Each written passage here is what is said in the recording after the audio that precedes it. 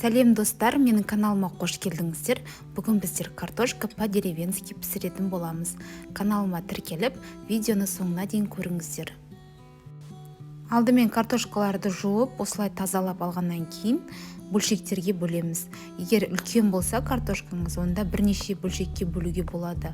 Ал кішкентай болса, 2-3 бөлшекке бөлесіз.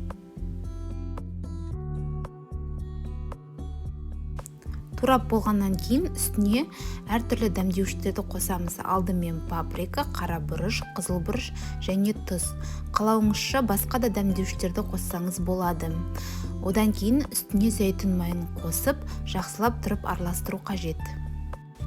Картошкамызды жақсылап тұрып араластырғаннан кейін противеннің үстіне пергамент қағазын төсеп, қатар-қатар орналастырамыз да қызып тұрған пешке пісіріп аламыз. Міне біздің картошка по-деревенски тағамымыз дайын, дәмі өте жақсы болып шықты.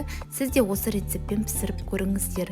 Видеоны соңына дейін көрген болсаңыздар, менің каналыма тіркеліп, пікір қалдырып, лайк басуды ұмытпаңыздар. Сіздермен болған Айдана, келесі кездескенше сау болыңыздар, ас болсын.